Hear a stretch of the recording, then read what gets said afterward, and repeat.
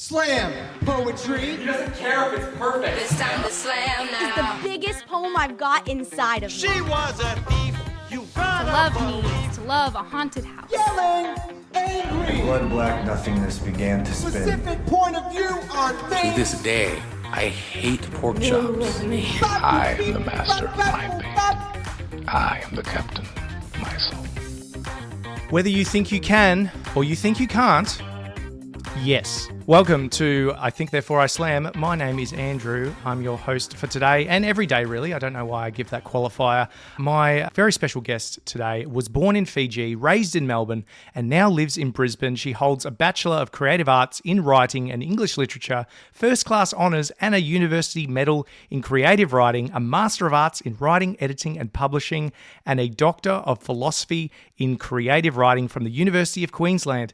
Her first book, The Agonist, won the 2016 Arts Queensland Thomas Shapcott Poetry Prize and the 2018 Australian Literature Society Gold Medal. Her work sits at the intersections of corporeality, memory, prophecy, and play. Shastra Deo, welcome to the show. Thank you so much for having me, Andrew. And it was I cringe hearing my bio read out. Would you like me to do it again? I could do it like in another voice if you like. Okay. Now, you came onto this call, Shastra, in such an incredible way. I was absent-mindedly in another tab in my web browser, and I had just clicked an audio file to hear a recording of you reading one of your pieces. And at the very same time that I did that, you had entered the call and said, "Hello, Andrew." So I thought the start of your poem was you greeting me, and I wigged out. But my heart rate has come down, and we're ready to get to the chatting. Like I said, poetry is prophecy. That's what was happening there, I think. One of the great entrances. Shastra, we've got so much to talk about, but I think we would love to hear one of your amazing pieces first up. Do you have any foreword to this one at all? I think I'll start with a video game poem. So this poem is called Self-Portrait as Goro Majima, and I was incredibly obsessed with the Yakuza video games and still was, and Goro Majima ended up in everything I wrote for a long period of time, even a bunch of nuclear-related poems. So he, like nuclear atoms, Goro Majima dispersed into everything that I did and wrote. So I'll read this one, Self-Portrait as Goro Majima. I like trying on your body. Tilt of your hips, thew and sinew, swivel the right stick to see how you look on me. Wrung out, worn thin, brittle grin of you stretching us into fists, your smart mouth's red. How you can't stop naming yourself. How in a foregone future you bear your taut belly as though the bodies of these men aren't set to ruin us. As though the rind of your knees can keep the blood inside of you. They couldn't render your scars, so instead we hold a closed eyelid, empty socket, hair absent on your fine-boned wrists. You already carry a woman on your back. What's one more? I want a change of skin. We haven't yet been married, but you're a family man. Hands just like a father's. Press X to interact. Press circle to cancel. Reverse the trajectory of this body, the throat full of sham dialect and smoke. Spit oozing back into you. Swell of you fits better than I ever did. I don't know where you've been, but I could take us to karaoke, and drinks, and tripe barbecue. Swallow your snake's tongue wet pillow of your chest. Forget that you were ever anything less than powerful. Insides of our thighs marking the year when no one came to save us. Tap X repeatedly to surface. Hold X to dash. You can only sprint for so long. I don't have the currency to help you outrun this. I'm not controlling. You can idle as long as I let you. Smoke, ash, smoke and stretch. Roll the breadth of our knotted shoulders, shudder and breath. Press square, press square, press square. Animal whimper, triangle and chokehold, a lover's tight clench. Have you noticed our bodies all wrong? Remember when we could keep both eyes open? Flash back to April before I could move you, when I could only pause or turn away. Watermelon we smashed to pieces, our hand and its gesture towards the last days of spring. The sticky hot joy of you before we knew exactly what we would do to each other. Yeah. That, of course, is from your latest collection, The Exclusion Zone, which we're going to talk plenty about. Now, I've never played a Yakuza game, Shastra, so what am I missing out on? How would you describe them in 10 words or less? I would describe a Yakuza game as a bunch of side quests or mini games in one game. So the point of Yakuza is that you go in and then you play Mahjong for like 10 hours, and that's the Yakuza experience. Or you play little like mini racing cars, or you play karaoke, and that's just what Yakuza is. It's very much for me. I think sometimes when I'm feeling sad or lonely, I'll just go and play a Yakuza game, and I'll just wander around Kabuchiko and just vibe around. And it's very peaceful. It's a very peaceful gameplay experience, even though it's about organized crime and violence. It's a very soothing game series to me. Oh, yeah. And there's a certain charm, the fact that you're playing as these hardened criminals, and yet, yeah, you are taking time to hit the karaoke bars or play Mahjong or the same way that you might play Gwent or a card game in The Witcher. It just takes over saving the world, avenging your family. That can wait till later. There's more important things to do.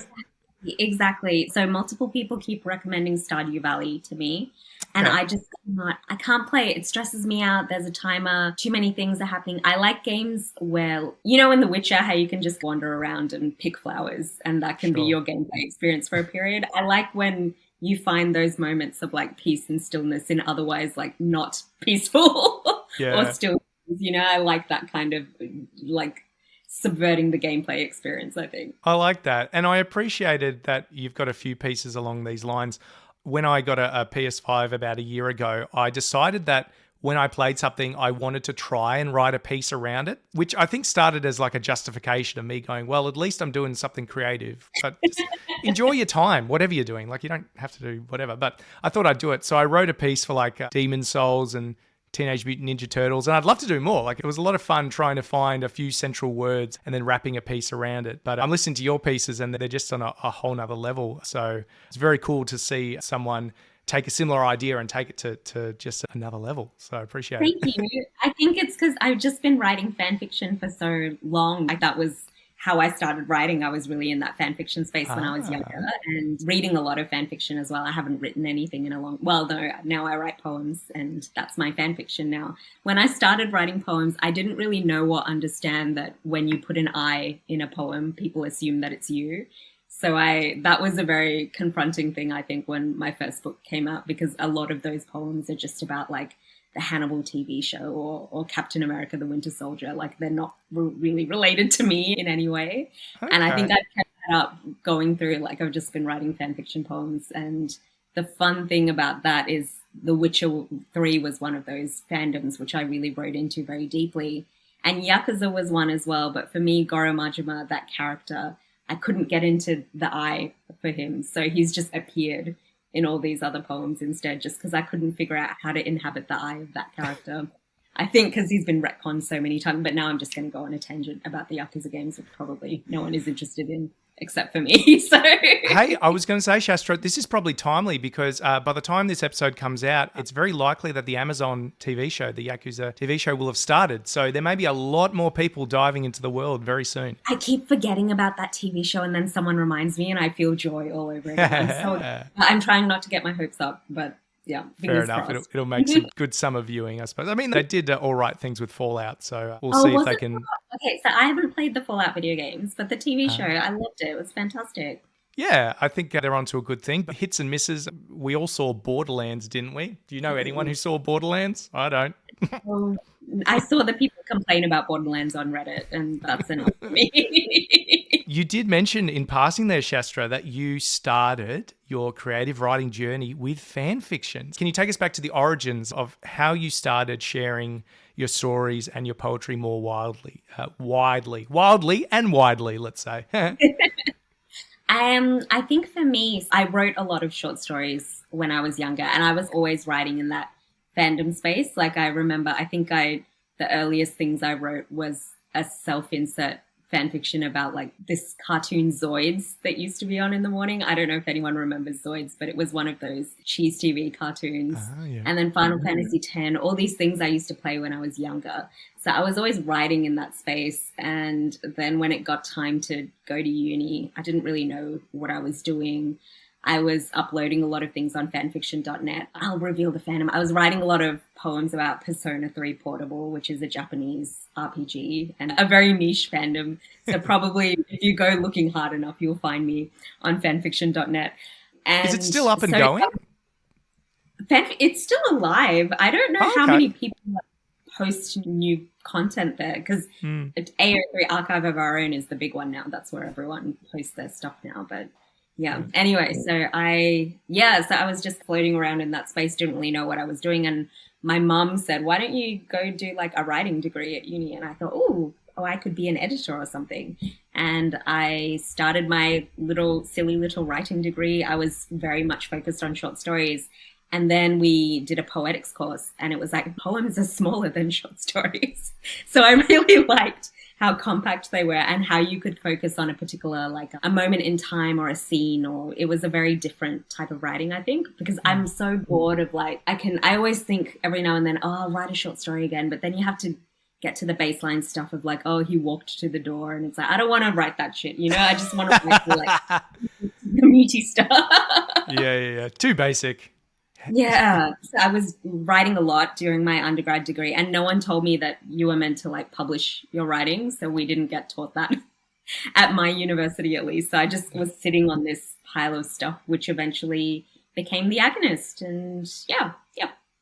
Now, I've read The Agonist and I thought it was great how you dived into the fact that so many of these are taken from other stories. And I think you mentioned the Hannibal TV show, which I can't believe I watched it like back in the day. I wouldn't be able to stomach it now. I have like no stomach for gore, like at all.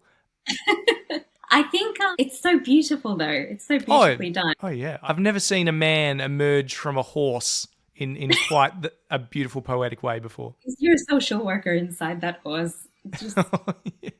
Bizarre. And the last season of Hannibal, there were so many snails. I don't know, season 3, there were just too many snails for me, and that was where it all went downhill for me. I loved season 1 just because I love a procedural. I love a thing that just has a monster of the week element. So that was my favorite. That was peak Hannibal to me, I think. Yeah, and honestly, I think we have to give it to Mads Mikkelsen for creating like such an interesting, such a different portrait of the character than the classic Sir Anthony Hopkins. I probably should have guessed there was some Hannibal in there because you have these wonderful descriptions of the viscera of the human body and different skeletal and muscular systems in there. Did you have to do like much research about the human body? I was hearing about different parts of the body I'd never heard of before in that book. Yes, I was just looking up. I was on the Wikipedia. I think for me, what's really interesting about the body is the specificity of anatomical language. So I'm really interested in the English language. We have this interplay between the Romantic language and the Latinate language. The Latinate is Romantic, and the Anglo-Saxon or Germanic. So in terms of the word roots, what happened in England was we had the Anglo-Saxons kicking around, and then Normandy, the French invaded the Vikings from France and brought their Romantic language in with them.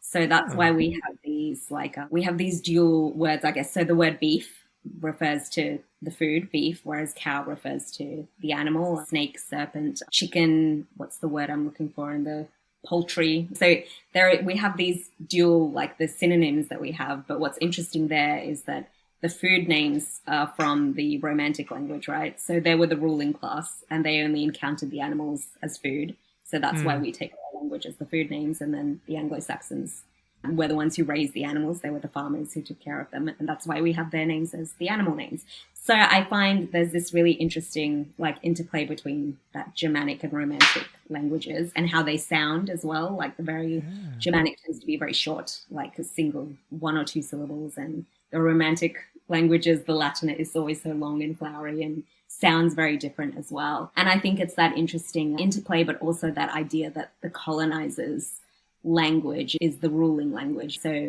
and we see it in the judicial system, we see it in medicine, of these power interplays. But I guess for me, with the body, it's so specific, the anatomical language. Where do we put love in the body? If we can name every organ and every part, can we like figure out where in the body we hold that emotion or that feeling? Like, where do we put regret? Where do we, you know, I like that idea that perhaps if we have a name for everything, if we know what vein system that is, if we know what bone that is, and then we can figure out where those emotions or those memories or those feelings live within us, I guess. That was very much what the Agonist, I think, was trying to do. And it's still something I think about a lot. Yeah.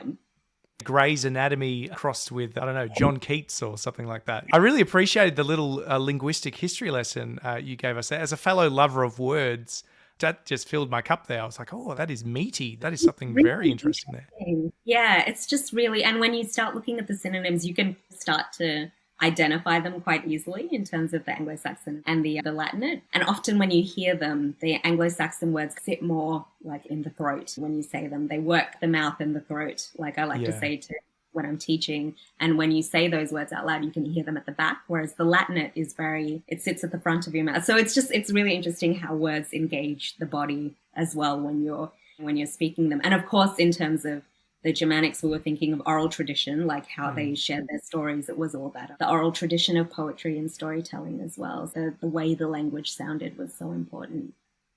Now, excuse my ignorance, I probably should have covered this in my research, but what is an agonist? I thought for a second maybe you were playing around with the idea of like a protagonist and an antagonist, and you just took those out and were talking about an agonist. So it's like a figure, a character without that kind of thing. Am I on the right track?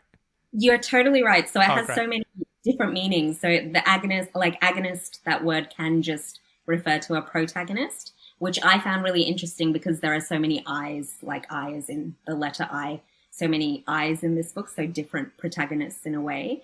But an agonist, it can be a muscle in the body, a muscle system, and the muscle that contracts to make movement. So it's the muscle that does a thing, and then the body is animated and is able to move.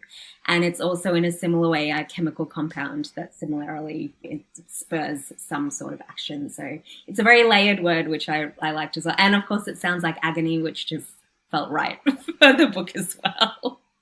It's quite close to The Alchemist as well, which is obviously a very famous book. Okay, so the system that is making things work, that's very apt. I like it. I like to know the stories behind the way people name collections.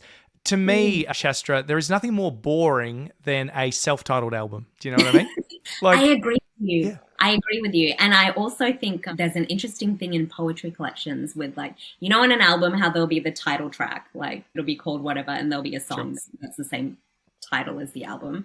And I don't know, I feel a certain way about that with poetry, because then I'm reading a poetry collection and I get to the title poem and then I'm like, nah, that's not it. It's not the vibe. So I always avoid having a poem that matches the title, because I just think you got to encapsulate so much in that title track. I think it's a tricky thing to do. Maybe it's the deep cut that should have been the lead single instead of whatever. Whatever came up. So yeah, that concept of like theme is so strong in the Agonist and the Exclusion Zone. Now, I have a confession to make, Shastra, in that I really love writing and my performance poetry and performing my performance poetry. I'm not a massive reader of poetry. I love hearing others share their stuff in a performative way or otherwise. But like, I know I name dropped John Keats before, but I've never read John Keats since high school kind of thing, because I had to, Bright Star and all that. And so reading your work and some other authors' work, like I'm struck by how you bring together all kinds of different pieces under a kind of uniting theme. Now, the Exclusion Zone strikes me as almost this kind of post-apocalyptic exploration of a devastated landscape. It almost has this feeling of, well, speaking of video games, it reminded me a bit of Myst or something, like someone going through like an alien or devastated landscape and uncovering what was there or what used to be there, what were the stories that these places told. So how do you go about finding that umbrella that you put everything else under? So I think both these books were written under the auspices of a university degree, which was very lucky for me because I got funding and time and mentorship to work with someone. So because they were under a university degree, when you do like a PhD in creative writing, you end up with the artifact. So whatever you end up writing, whether that's a poetry collection or a novel or a play, but then you have to write this essay that goes alongside it as well. And the essay is a proper research essay. So often you'll have some kind of research question or a thesis statement. So for me, both of these books, all the poems in there were trying to answer this specific research question. And I think for the Agonist, it was very much what happens to the self or to memory when the body is dismembered. The Exclusion Zone is a funny one because I think in some ways it is a concept album, to go back to the self-titled album idea. It's a concept album because it's very much around nuclear wastelands, but then also game worlds and possible futures and a weird mix of those sorts of things. But I was very interested in, so there's this field of study called nuclear semiotics. And what's happening in nuclear semiotics is people are trying to find a way to warn future generations about nuclear waste into deep time, because nuclear waste is going to be dangerous for thousands, if not millions of years. So depleted uranium, for example, is going to be deadly still for 4.5 billion years. And that's the same amount of time our planet has existed. That so far. long? As in it's deadly for that long? Yeah, Wow. so that's like of uranium, I think 239. I'd have to double check, but yes. So we have these materials that we've created through weapons development and also the atoms of peace as well, through hospitals, etc. And how do we reckon with that? How do we warn future generations? And it seems easy, like, well, put a skull and crossbones on it, but then we have children with pirate water bottles that have skulls and crossbones on them. Or maybe put a warning in some language and future generations will find it out. Well, they put a warning on the pyramids that said you would be cursed if you entered this guy's tomb. And what did we do? We entered the tomb. So how do you tell people like, oh, there are bad energy rays here? It just sounds ridiculous. So I think it's an interesting problem.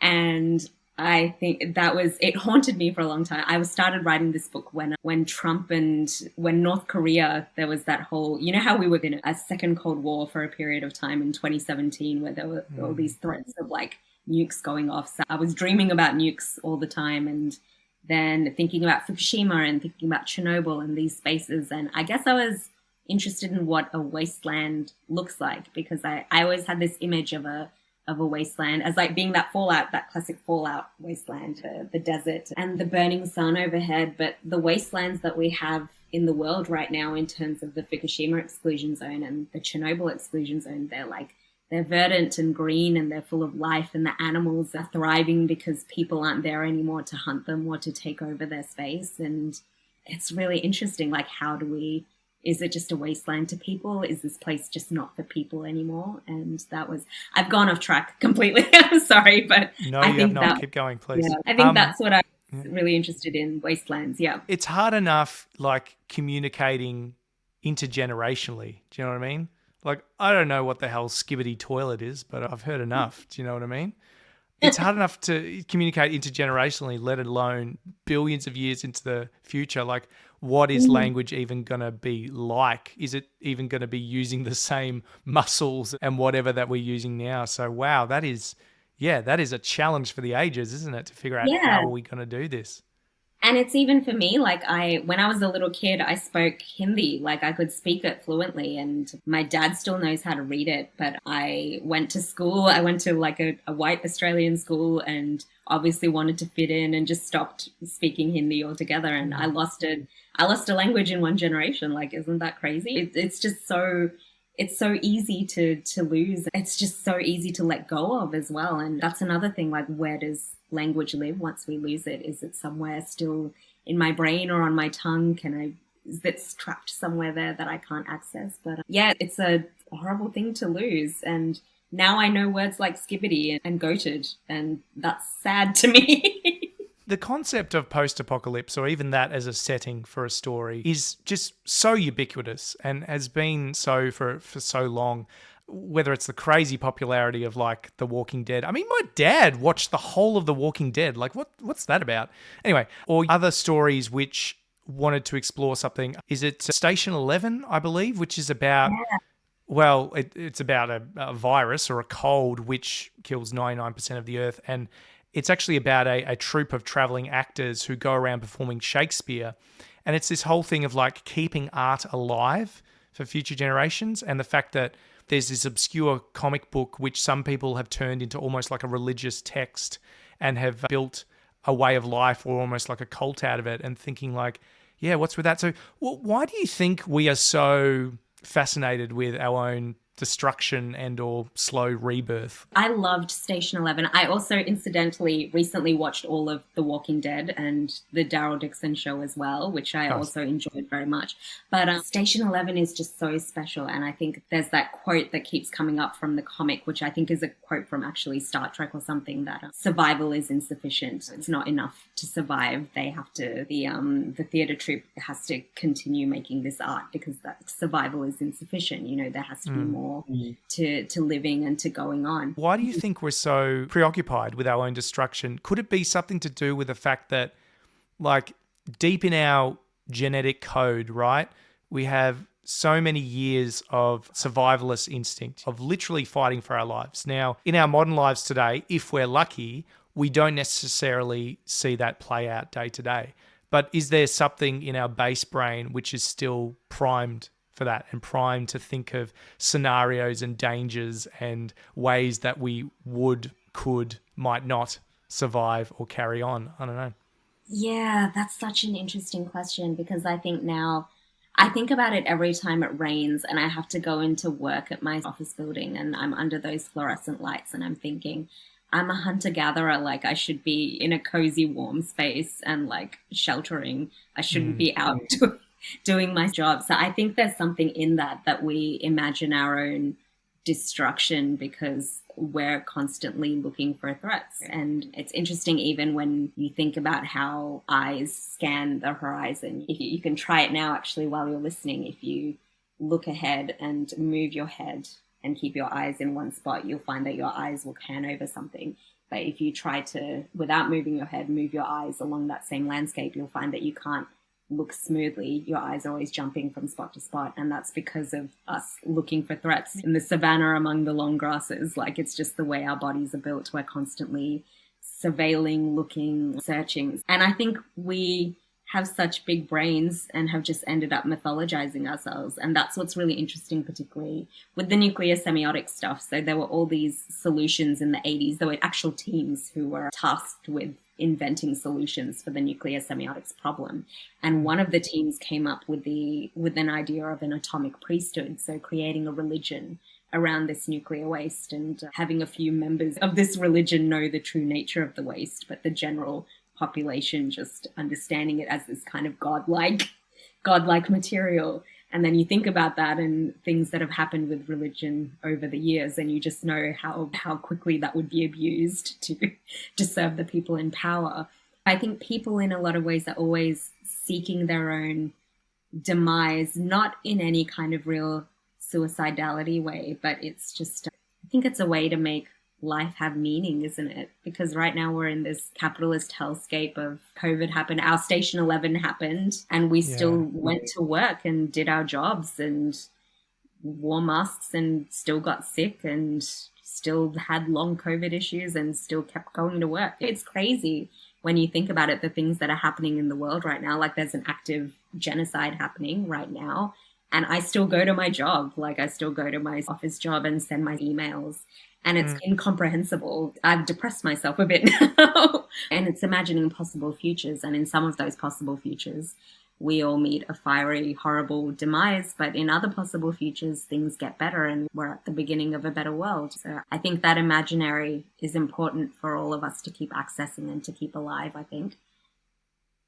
It's almost the flip side to hope or imagination. Like, it's almost like you can't have the ability to think of an amazing future, secure, where you thrive, without also having the ability to think about all the other things that could go wrong. You mentioned this awareness that we have of like world events and how that is so new as well. I almost wish that my circle of awareness was smaller again, that my life could be about my 12 blocks around me or my immediate family, because we would live together for all of our lives. But it's not. And we probably find ourselves in a place where, all these ancient and internal lizard brain things are really being stretched into places that they're not built for, and we're all trying to figure it out. We're trying to figure out how we do or don't deal with social media and what that's doing to us. Even emotions having like a usefulness in terms of protection, in terms of learning what's important to yourself. But a lot of us don't listen to that because, again, you can't collectively numb. You can't have access to feelings of elation without everything else. So it's all kind of part and parcel. It's the context. And I think I wrote a poem recently and there was a line in it which was, when I was young, the news used to be in two places, the television at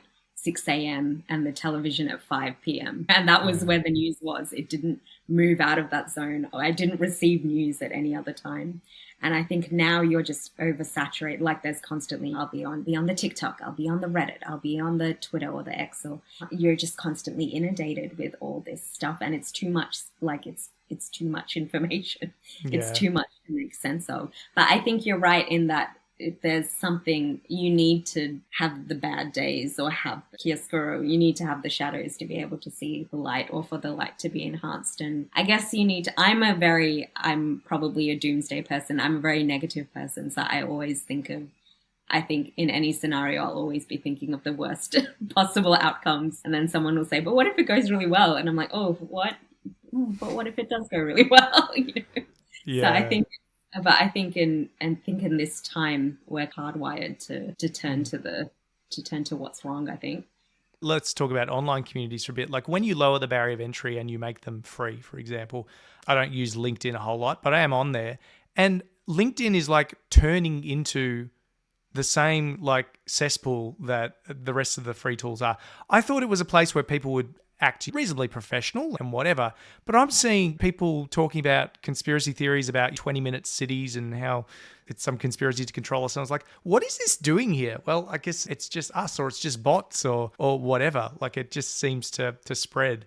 The bots are really weird, like just having conversations with these programmed avatars and things. It's really baffling. And you're so right about, I had to make a LinkedIn this year for my job, and it is the weirdest. I really like it because it's a space where I can have social media with people I would not have social media with otherwise. But it's just a very weird, strange, like I don't know, I think it's worse than everything else that I'm on, honestly. It's a very weird cesspool, a particularly weird cesspool there, I think. Yeah. I've always been more of a lurker on these things nowadays. You know, my days of reading Reddit posts during uni lectures and bursting out laughing and getting in trouble are behind me. So, yeah. There's something hilarious about someone describing an LSD trip as going out and yelling at his fence saying, "I'm going to climb you," and the fence going, "Nope." So I was just very taken with that. I'm so addicted to the "Am I the asshole" posts. I can just yeah. It's like, oh, it's terrible. I have read many books because I've been contractually obliged to, but I just haven't read a book for fun in so long because I just open up the Reddit and go, what are the assholes doing today? And just, it's awful. It's really terrible. And some of them are like, come on, mate. Do you have at least some self-awareness? Like, you know you're the asshole here. Or like, no, you're fine. Like, why would anyone ever convince you that you're the asshole? And every shade in between. So yeah, it's a fun little game. Shastra, I want to know, I know you said to me during your intro that you didn't like hearing your very long and very impressive list of accolades, both as an academic and as a poet. You are so accomplished in your field. I want to know though, I have this kind of innate fear that if I was as well educated in my field as you are, especially in a creative field, that I would just lose all interest in it because it would become like mechanical and dry to me. So how do you keep the creative fire burning when I'm sure you've looked at it from every single analytical angle, and yet do you still love it? I think the beautiful thing about poems is there's just so many forms and weird things happening, and people are inventing new forms all the time as well. There'll be some guy who's published in like poets.org and he's like, I was about to say a form that's already invented. I've invented the golden shovel or whatever. You know, there's just always something new happening. And I think people are always stretching what poetry can be. A poet who I love, who's from Melbourne, is Tegan Webb. And she works in Twine a lot. So she does a lot of Twine poetry and Twine games. Twine is an online platform where you can create like a choose your own adventure sort of stories. It's quite more complex than that, and Tegan does very complex things with Twine. So Tegan Webb, BB, and she's a fantastic creator, and I love what she does with the digital spaces as well. So I think when I first encountered Tegan's work, that really stretched my idea of what poetry was, because she creates these weird narratives and things that kind of fold in on themselves, and just really wonderful work.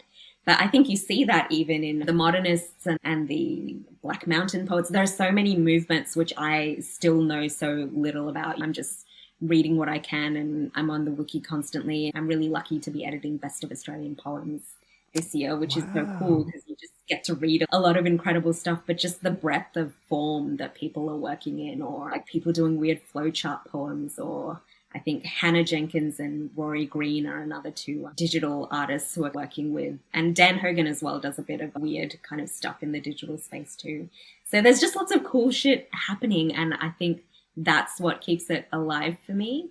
But I also, for me, poetry is just, because I'm in that fan fiction headspace, I can read something from like Anna Akhmatova, which she wrote in like World War II, and I'll read it and I'll be like, oh my God, I can't believe Anna Akhmatova wrote this poem about the Winter Soldier. Like for me, my brain likes being a meaning-making machine in that way, and just putting layers of interpretation on things. I'm always reading a poem and relating it to something else, or thinking, oh, that reminds me of this video game or this TV show or my cat. So I think that's why it stays alive for me. You know, it feels very relevant to what I'm seeing or I'm experiencing, and it's always new. I think people are just always doing something new with the same 26 letters of the alphabet. It's an exciting space to be in. And I think even in slam or spoken word, like that, the breadth of stuff happening there is just incredible to me, and how I find it really exciting, because it's something that I couldn't do at all. I don't have the skill, or I haven't developed the skill enough to be able to be in that space and do something I'd be really proud of.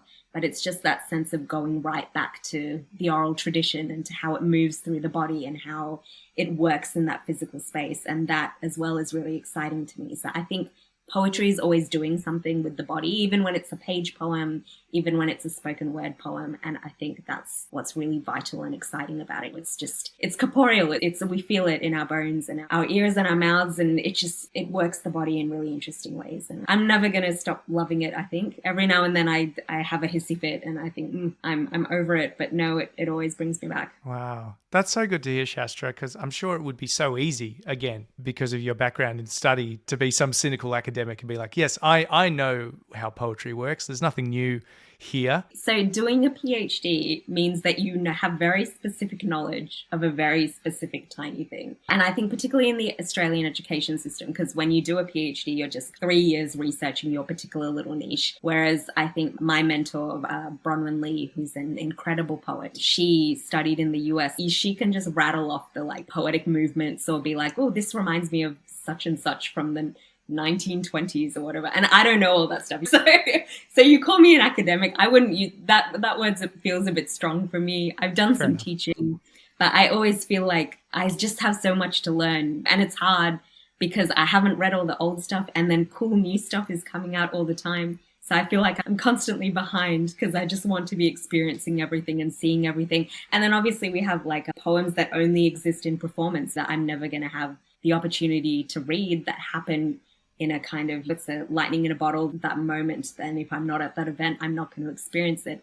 And if I think about that too hard, I'll just get really sad, because I think there are so many vital, exciting things happening that I just don't have access to for whatever reason. We were talking about how the news is like too much news. I wish I could replace that all with poetry instead, just be inundated with poetry all day, and I'd be much happier, I think. Yeah. Let's have one quick geek out about Winter Soldier, because as a jaded Marvel fan who's just sick of their shit recently, that one is one of my favorites. I think it's aged really well.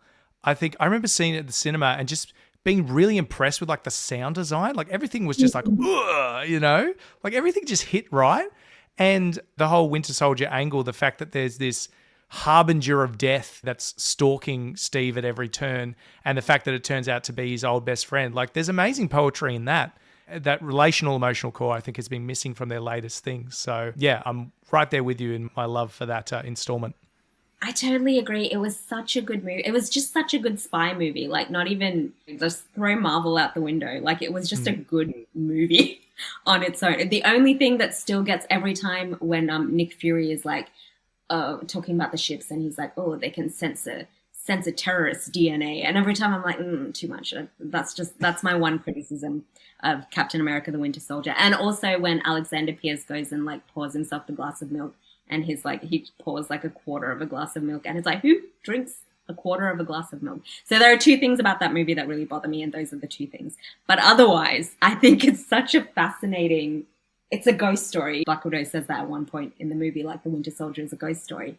And it's this fascinating, he's this character who's like, he doesn't not remember. He's actually brimming with memory, but he has nothing he can attach that memory to. He keeps having these flashbacks, and it's just a really fascinating portrayal of a prisoner of war and of PTSD and of the traumatic body, and how when a body experiences trauma, it carries from that point, like the memory of the past body, the whole body, and then the body at the point of trauma as well. So he's just carrying all these selves along with him, and selves that he can't access the memories of or the emotions of, or the vitality of. And it's a really tragic, like fascinating, interesting narrative. And then Steve tells him like, I'm with you till the end of the line. And then he's not with him till the end of the line.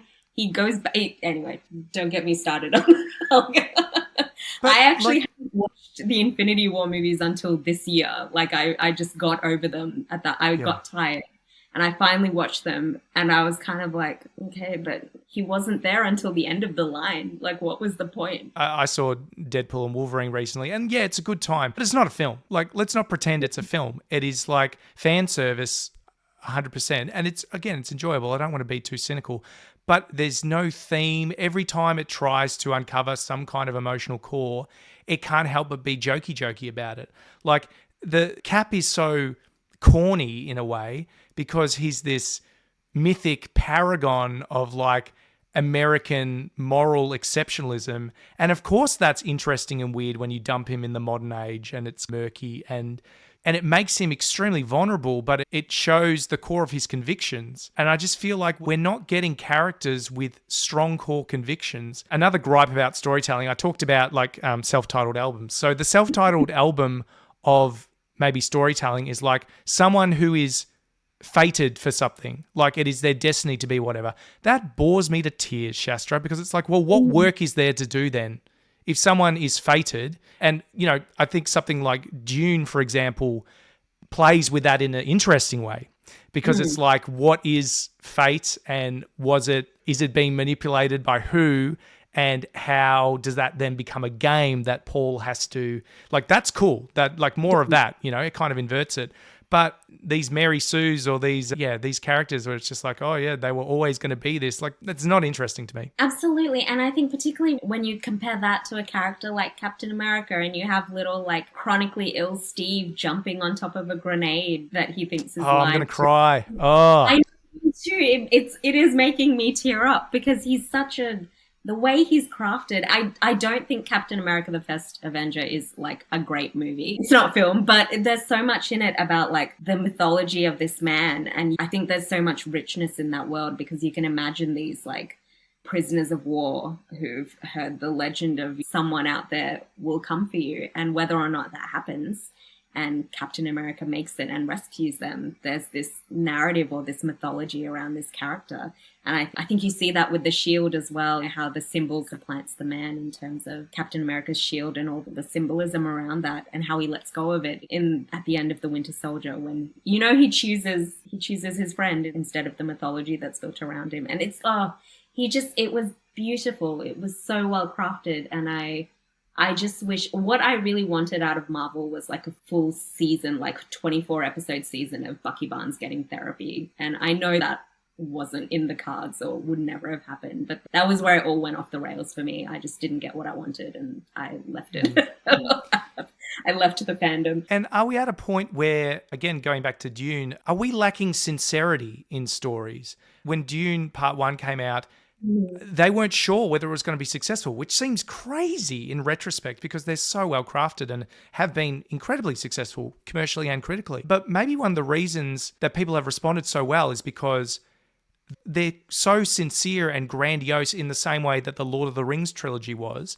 in an age where, like I said, everything seems like a joke sometimes. Everything has to be undercut. Everything's meta. And I think we're just we're lacking some conviction in our characters, and we're lacking 3 dimensions, and we're lacking, I don't know, does any of this ring true for you? I agree. I think I refer to it as earnestness. Like Yes. you want a movie to be earnest about it. And I think I feel this way about certain poems as well. And you want there to be a belief or just an unashamed like commitment to the bit, but not in a bad way. And I think the problem with a lot of movies, so I haven't watched the new Deadpool because I find Ryan Reynolds very like smug and annoying, and I find Deadpool very smug and Oh, again, not a character who I want to spend 2 hours with, really. 20 minutes, fine, but like, yeah. It's a shame because I want to see all the X-Men stuff, but I just couldn't do it. I couldn't do it.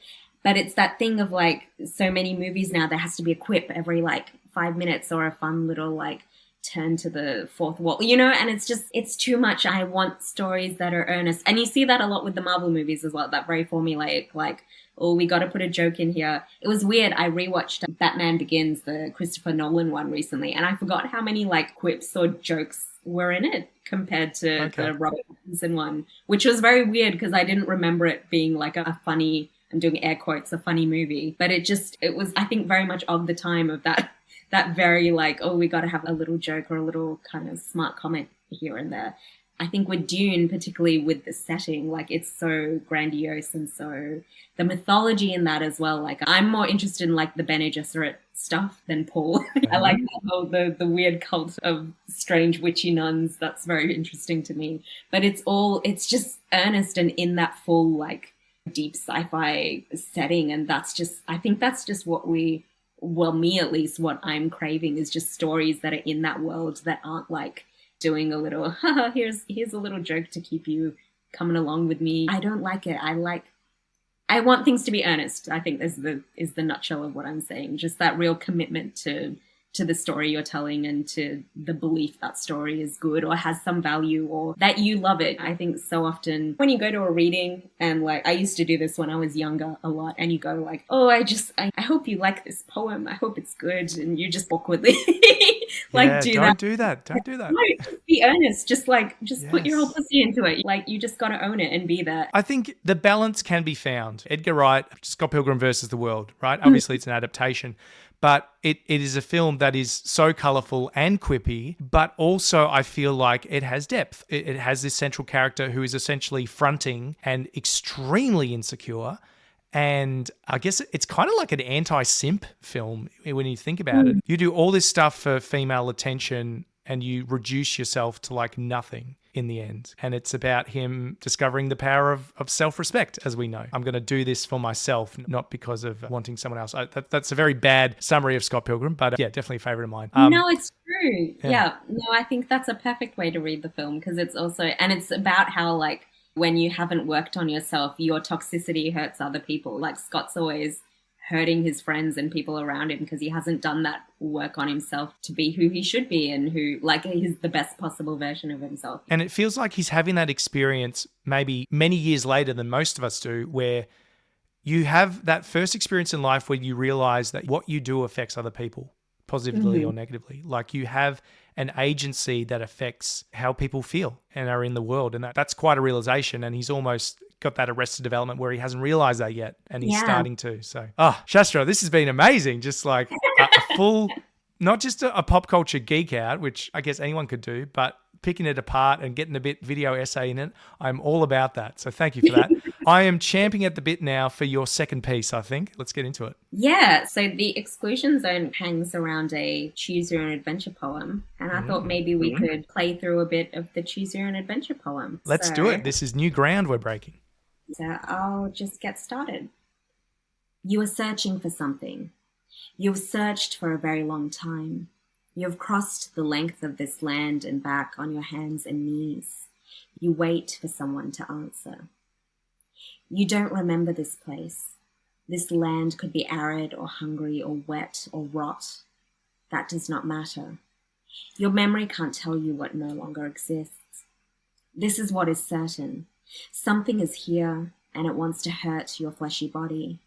Stone spires erupt from the earth, frozen yet emanating like objects in motion, tall as trees, taller, much taller. Do you remember trees? They crowd you, show you how it feels to be small.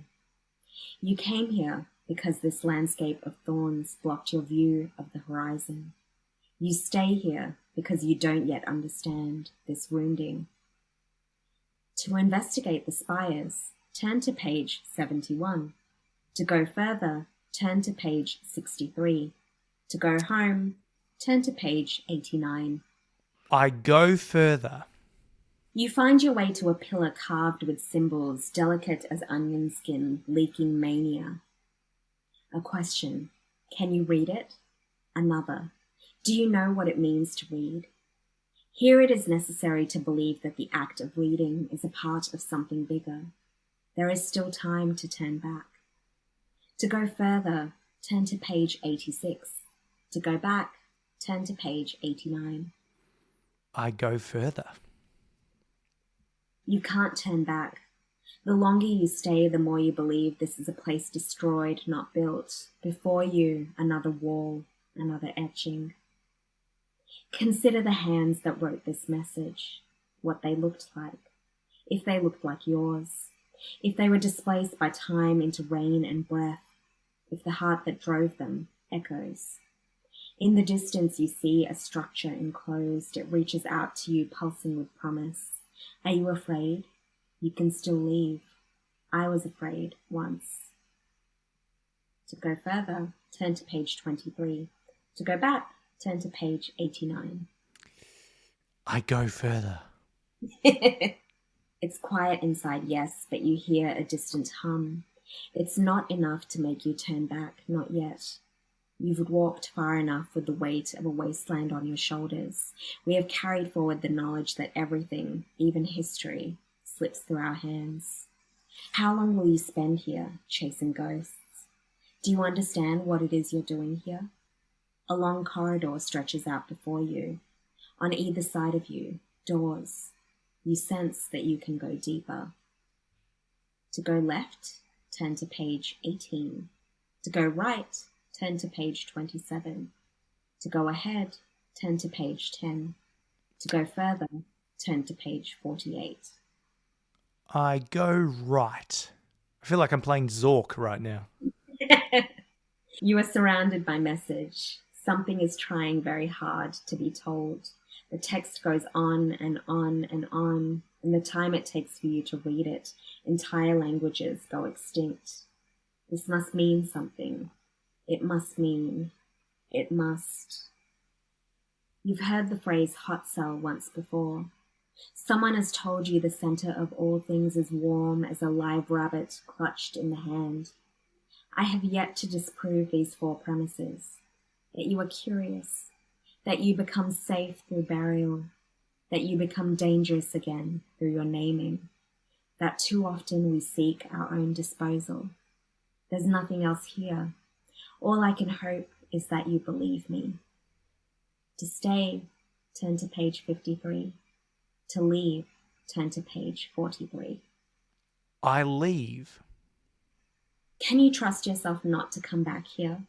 Remember that old incantation, New Mexico, Nevada, Oncalo, Bior, in the voice of your ancestors. Do your children still sing to their children after dark?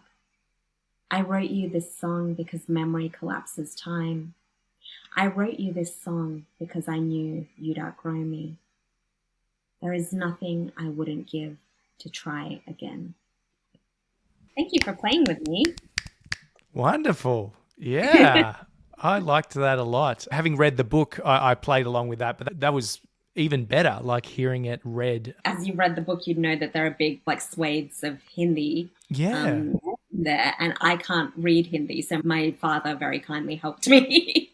Me with those sections in the book. But to me, it was like we were talking about earlier, I lost that language over one generation. So I wanted to, for me, it's almost like I'm simulating this nuclear waste repository where I can't read the messages for myself, and probably for a lot of other readers as well. But I just wish I was able to read those sections so that I could read those out loud. But maybe that should be my summer project. I should learn to read Hindi again. What are those sections saying exactly? So there was, in the 80s, when they were working on the nuclear semiotics project, they created these bits of text that they were suggesting could be used not necessarily as the warning messages themselves, but what they wanted the warning messages to evoke. So I should give more context. When they were playing with this project, they were thinking of things like the atomic priesthood, like I mentioned before, but also hostile architecture, like weird spiky things coming out of the ground, or strange kind of spaces that would make people feel off-put and want to leave. And so those messages transcribed what they wanted people to get when they saw these spaces. But if you have an app like Google Translate on your phone, you can hover over the text and it'll translate it for you as well. Oh, so cool. Yeah, I haven't done that yet. Yeah. I do need to do that. Maybe the secret to all this, maybe they just need to tap into universal fears. So just like, I don't know, paint clowns all over the exclusion zone and, I don't know, spiders and stuff, and they'll be okay. So many lovely little flourishes in there as well, Shastra. Like, I loved how you described these etchings as leaking with mania, and talking about, what was it? We so often seek our own disposal. Is that what you said? Yeah? Mm-hmm. Yeah. Did you end up building this kind of scenario-based poem in Twine, that tool that you were talking about before? Yeah, so this was originally a Twine poem that I built for this showcase that we were having at university.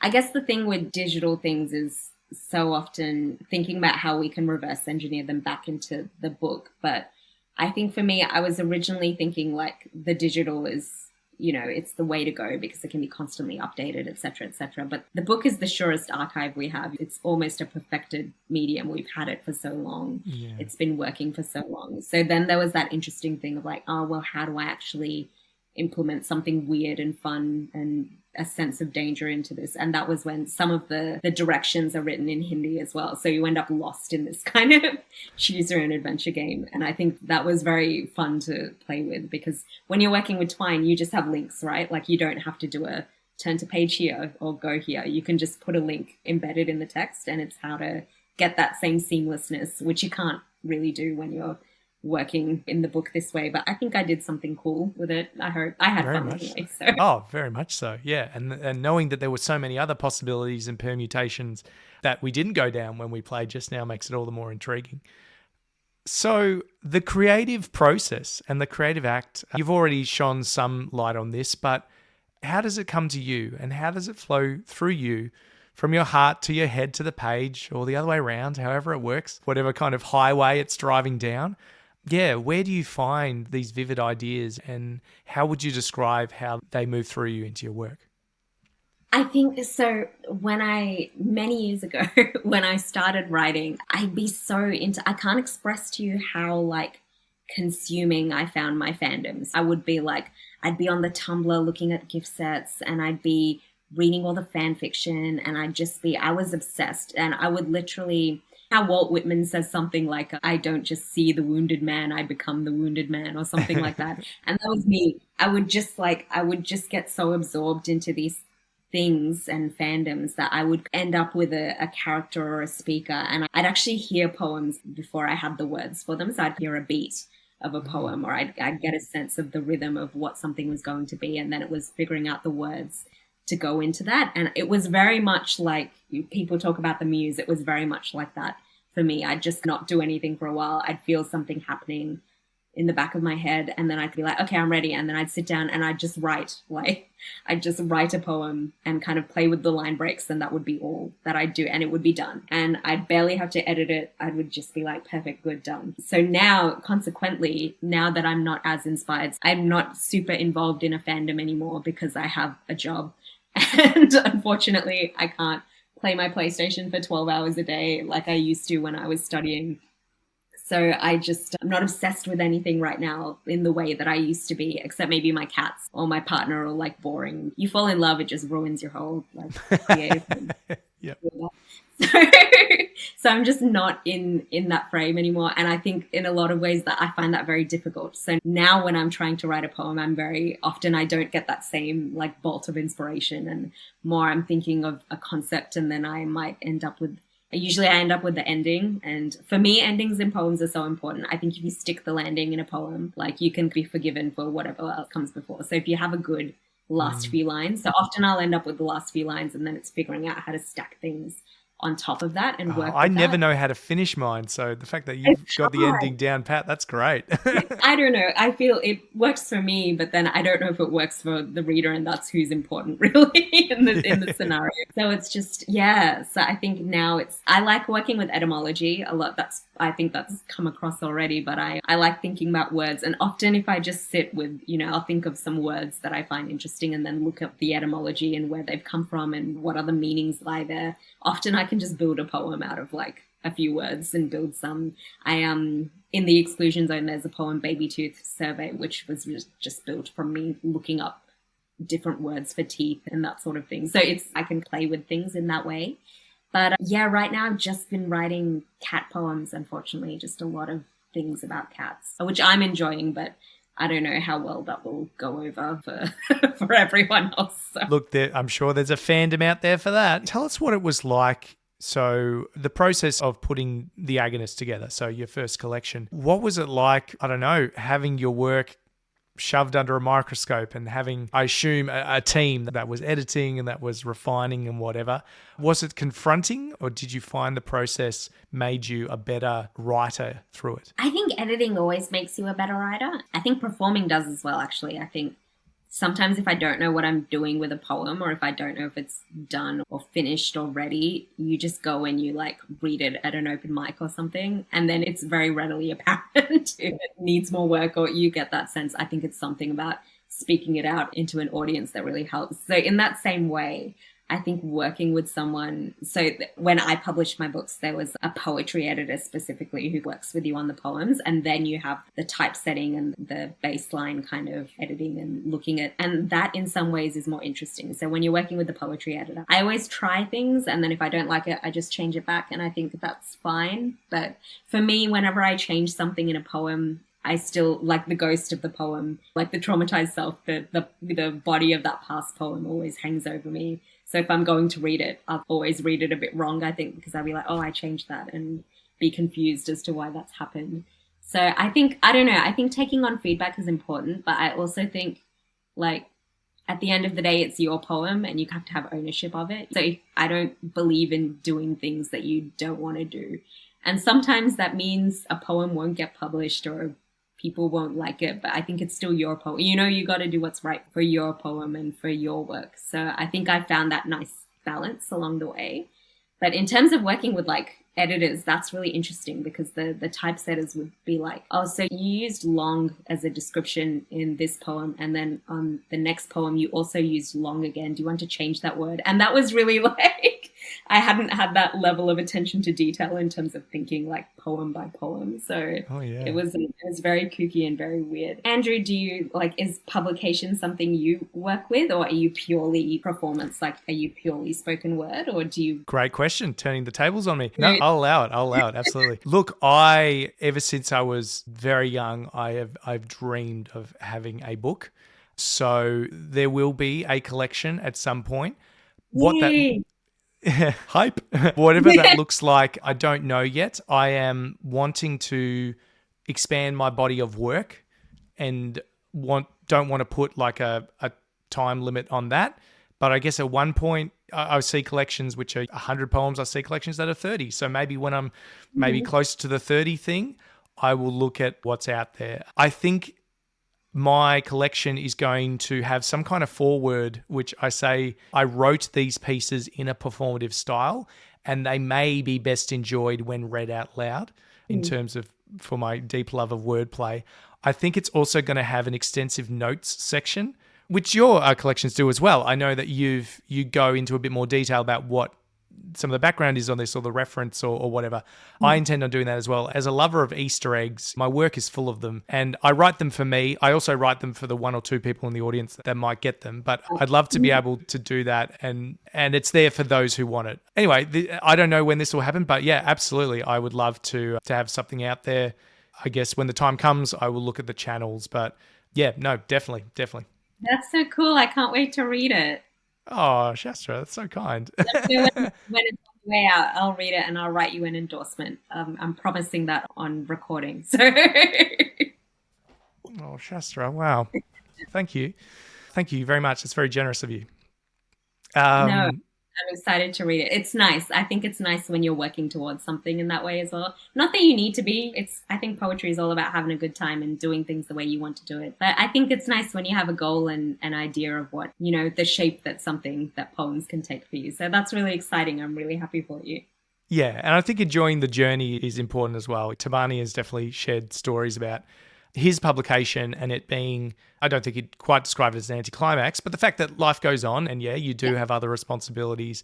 And I think doing these kind of interviews and whatever, if I can enjoy that as well as whatever other ambitions or goals I might have. Shastra, you said that you miss the experience of kind of having the time and the mind space to really be in the fandom and how much that meant to you creatively. So we might be mourning those days. Does that come with other kind of barriers or creative blocks that you deal with? Are you ever just not in the mood to do it? Or do you ever just feel haunted by the poem that just can't seem to resolve itself? Is there a white whale poem in your mind or one that got away? Yeah, there is a white whale poem at the moment. So my partner wrote this beautiful article called Schrodinger's Katniss, which is about reading the theory of Schrodinger's cat through the Hunger Games. Oh, shit. Now I wish, that's the kind of idea I wish I came up with. That's fantastic. It's very good. I just recommend everyone read it because it's a really good article, but it's also that interesting thing of like how Schrodinger's cat can show us new things in the Hunger Games and how the Hunger Games can show us new things about Schrodinger's cat. I loved that article and I've been trying to write a poem about Buttercup from the Hunger Games for a long time, for years, since 2021. And I just have not got I have the ending. I think I have the ending, but I just can't pull it together. I don't know where it's going. My first iteration had too many like Hunger Games references and it was cringe. It was like, it wasn't earnest. It was just name droppy for the point of being name droppy. But it ends with stop the thought experiment. I'm a stray cat at the doorway of an ontological superposition and you're someone else's sister asking me very nicely to come inside. And I just think that's a very sweet ending, but I just can't pull the rest of the poem together. So I think, I don't know, it's my white whale at the moment. Every now and then I open it up and I play around with it and see if I can do anything with it, but it's still, that's the poem that's really haunting me. Apart from that, I just miss the productivity, I think, of being in a fandom. So when I was obsessed with The Witcher 3, there was a month, I think it was November 2021, I just sat every day, I wrote a new poem about The Witcher 3. And not all of them were good. And at the end of it, I had like something like 12 very quite good poems, I thought. And that's a pretty good outcome for working for 1 month. It was just peak productivity for me. And I don't think I'll ever get that back now that I live fully under capitalism and don't get a scholarship to just do my art anymore. So that's heartbreaking to me in a lot of ways because I think, I could be doing so many things, but then it's also like, should anyone pay me to write my silly little poems about The Witcher 3? Probably not. And that's also fine. But it's just, I miss that being able to put myself in the hands of the poems and just be able to write and write freely. And I think you grow up at some stage unless you have some, I don't know, a patron or something where you can just write full time. But I think also if I wrote full time, I wouldn't get that much. I'd probably get the same amount done that I do now anyway, but that's fine too, because I'd be out like looking at birds and taking walks and going to the beach and stuff. So I think you'd be able to write more off as researcher or whatever. Bring back the age of the Patreon. Yeah. Like maybe some of these movers and shakers in the world, or I don't know, just very affluent Australians, Gina Reinhardt or whatever, maybe they can throw a bit back more into the arts or something. I don't know. Maybe we'll get back there. If Gina Reinhardt was your patron, she'd want you to be writing like odes to mining and stuff. That's the hard thing about having a patron. I think you got to... Strings attached. Yeah. And that's the thing with the Poet Laureate as well. That'll be how we've been approved to get our first Poet Laureate in Australia. And I think that will be an interesting position to whoever or whatever they have to do. Just because it's a political position, Poet Laureate. You're hired by the government, more or less. Yeah. So this is... I didn't know this. Can you tell me more about this? I didn't know this was happening.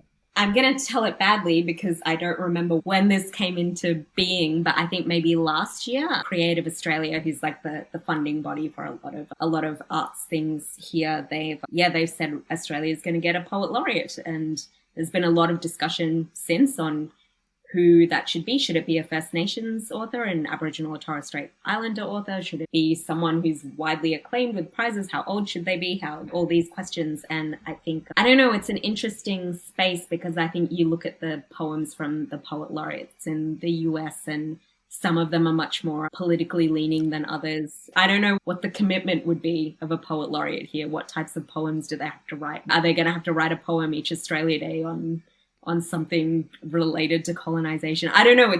I don't know what form it's going to take. So there's been a lot of discussion on what a poet laureate for Australia could look like. And in an age of division, like, is everyone just going to say everything you write is so token or whatever?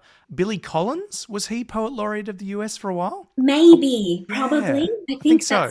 I think the current one is Ada Limon, but I think that sounds familiar, Billy Collins, because he's a master of his craft as well. And I know New Zealand has had Selena Tusutula-Marsh and currently Chris C as well. So it's very cool. It's just I don't know what it will look like here and who will take on the mantle. So yeah. It's almost like you're the national bard or the minstrel, but like who's telling you to dance and who's telling you how to dance and pulling your strings. Like throw ripe tomatoes at you as well. Like it's in the stockade.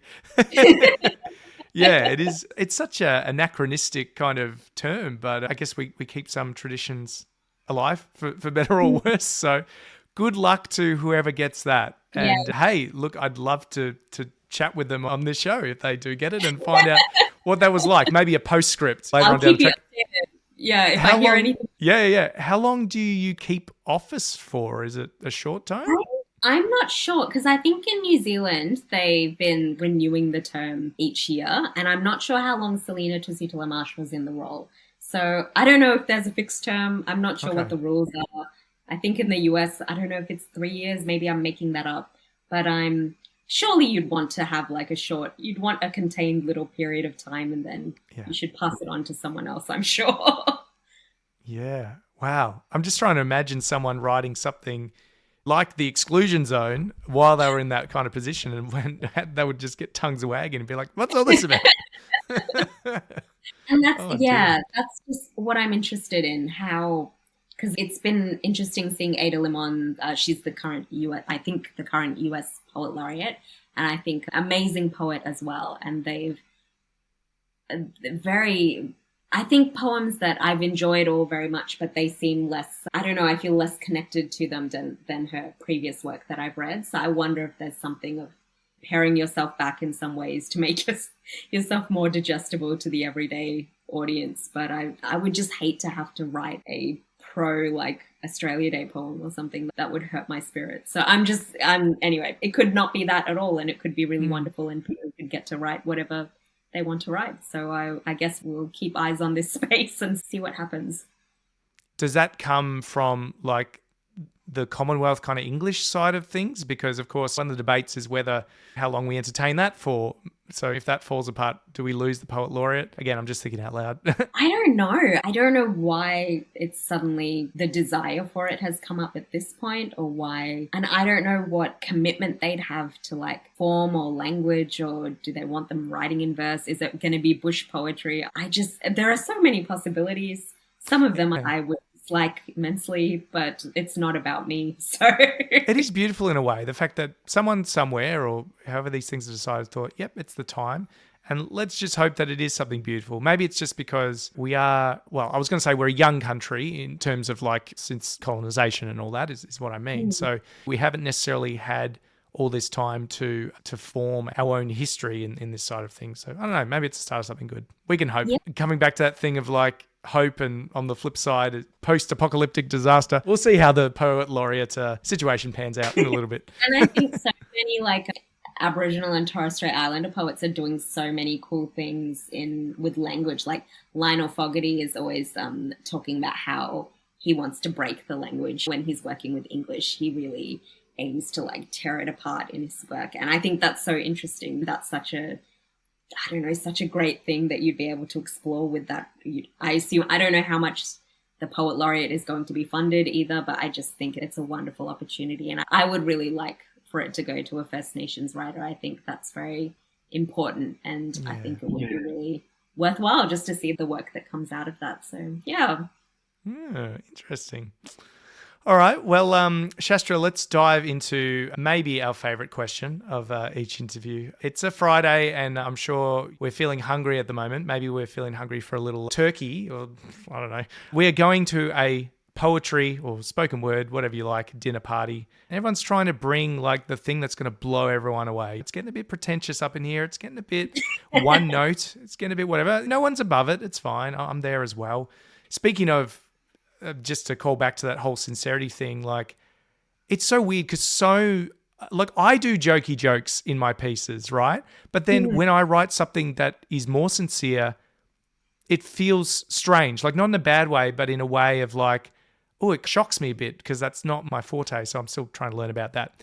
Anyway, we're at this dinner party and it's going off, but I want to know if your work was a food that you're bringing to the dinner party, what's it going to be, Shastra? My work would be honey soy roasted carrots. That would be my work because I'm very good at sides. I'm like, so my thing when I'm doing a dinner party is that I'll buy like one of those easy like Woolworths roast lamb shoulders or something and chuck it in the oven and then that's done. But the sides are where you really have to like commit to it. And if you make a good side, like I'd be making those crispy potatoes with the duck fat. I'd be making the honey glazed carrots with the soy sauce. Oh my God, delicious. I would be making a really good mash. I would be making something with like green beans and avocado. So I think it would be a side, but like a really good side, like a really delicious, tasty side. That's what my poetry would be. And it would be a side where you'd like be like, oh damn, that's the good shit. That should be the main. Yeah, that's my opinion. When Tabani first name dropped you, he did mention that you were one of the poets in the country with main dish energy or whatever. So I think you've backed it up there. That's a fantastic answer. He's too much. He's main dish energy, I think. He's an amazing poet both on the page and the stage. So he's just very incredibly talented. This is true. I think game recognise game and main dish recognise main dish. I don't know. Speaking of, you mentioned like the Woolies lamb shoulder or whatever. You might have heard the term like bachelor's handbag. So like the Woolies chicken being called the bachelor's handbag. Yeah.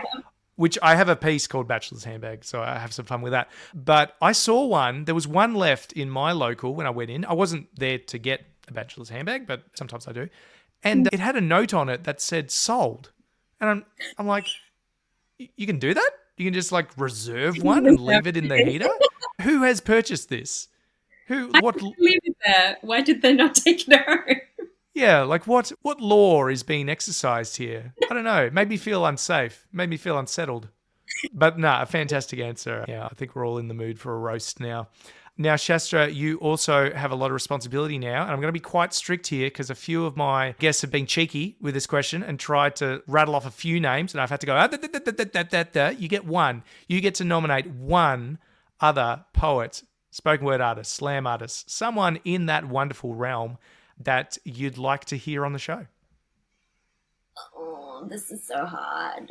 I think you should talk to Ray White, who is a author from Queensland, and they're a non-binary poet, and they do some really interesting, cool stuff about non-binary identity, but also weird poems about like Pokemon Go and Animal Crossing, and also weird digital games in Bitsy and Twine, and they just do a lot of weird, interesting stuff, and I think you'd have a fun time talking to them because they're very cool and very fun. Yeah.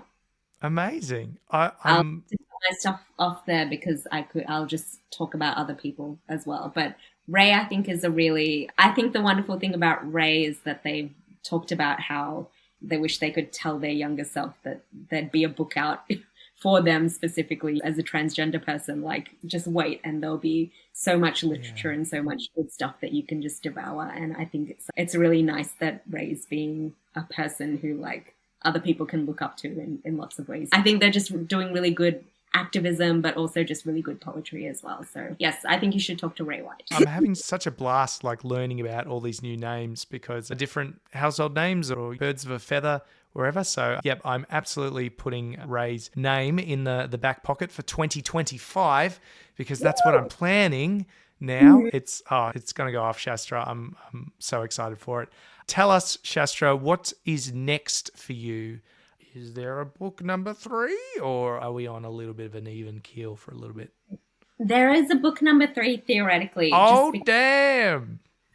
When my first book came out, I went to a secondhand store and I found my publisher had published a book called The Anatomy of the Sheep, which was a literal textbook about sheep anatomy for vets or something. I don't know. And it was the most beautiful book. It was like white leather and had like this red sheep skull in foil on the cover, so it glinted in the light. And I thought, oh, that book is dope. I'm gonna call my third book Anatomy of the Sheep and make the cover the same. So theoretically, my third book is called Anatomy of the Sheep.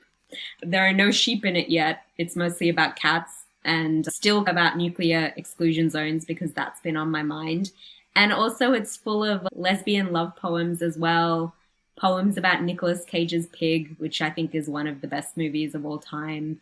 And yeah, have you seen Nicolas Cage's Pig? No, but I really enjoyed, the director went on to do A Quiet Place Day One, which I thought was great. So I would love to check out Pig. Yeah, you should absolutely watch Pig. It's a gorgeous film, but it's very sad. So keep that in mind. But it's incredibly good. But yes, so it's a lot of weird. I think in this, so in previous books, I've been very much like, these are persona poems. These are characters. This is a poem where Hannibal is the speaker, or they were all very much character poems. And now I think I'm writing a lot more in my own eye. So it's a lot of just TV shows I've been watching or poems about my cat or things like that. So I don't know how well that will go over, but it's just what I've ended up doing at this point in time.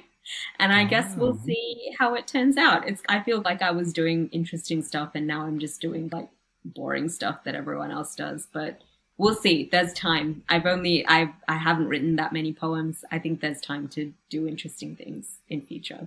So yes, theoretically there is another book. When that book will come out, it will probably be about 4 or 5 years from now. So please be patient with me. Okay. Hey, look, we'll mark the calendars. You had a good time between your first and your second. I think it was 6 or 7 years. So yeah. I think it's to have that break and experience the world a bit and read more stuff and edit things. It's been a nice time where I'm just relaxing and writing when I want to write and doing things when I want to. So it's been very peaceful. Love that. So whenever it comes, it's going to be visceral, it's going to be toxic, it's going to be sapphic, it's going to be whatever word is associated with pigs. I don't know. It's going to be a bit of everything. Very cool. Will there be any more like choose your own adventure poems in it, do you reckon? I don't know. I think we'll see if I can make it work.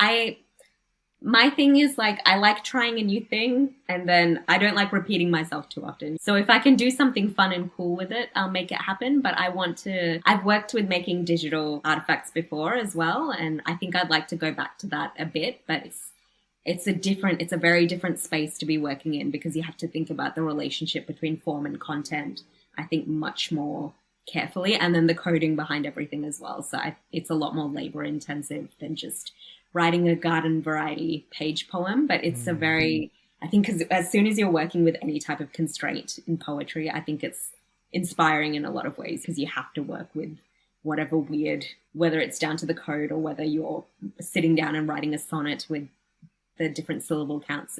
I think it can be really generative, but yeah, eventually I'd like to work more in that space, but we'll see. I need some newfangled fun thing to do with that, I think, before I can come up with something new to do. So beautiful. Well, the hype begins now. So we'll mark our calendars. Get more of those cat poems in and you can't go wrong. It's going to be feline. Yeah. Shastra Deo, this has been such a wonderful chat. Just before we finish up, you've got one more piece to leave us with. So did you want to tell us a little bit about that one? I thought I'd read one of the cat poems. So yes. This is a newer poem. And this poem I actually wrote for my friend. It's called Sun is Cat Poetry. And a lot of the text in it is actually based on texts with my friend. So we were talking about how like maybe poetry for a cat is just like lying in a sunbeam. And she replied with, oh, sun is cat poetry. And I feel that, and it does make me think, like, what does my cat think about poetry? What does my cat think when she hears me reading poetry? Does she know that I'm saying something different? So yeah, anyway, this is Sun is Cat Poetry. It's for my friend Grace Lucas Pennington. At the middle point of the last days of autumn, my cat texts me poetry. Saw a bird, effervescent. Sunset today is rich as Valencia orange cake topped with blueberry compote. I dreamed I was trotting through the sweet grass and my brother was coming home. I dreamed the capitalist institutions that keep you from me were poised to collapse with the well-timed flick of a smoked tabby tail. You see, this is still poetry.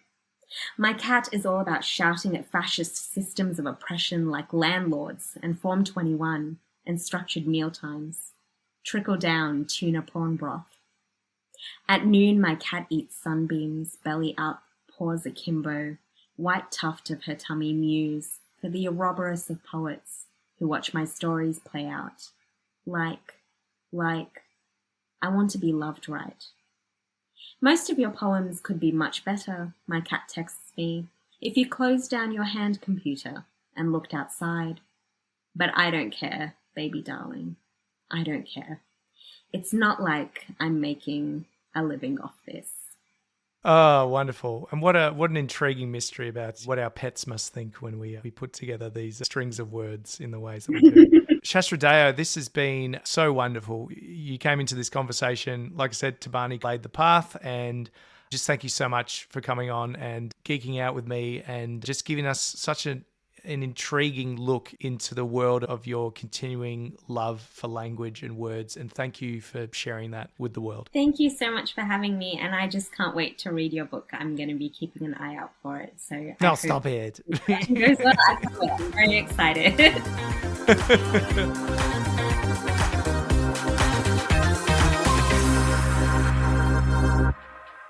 Weetabix hands, what's that all about?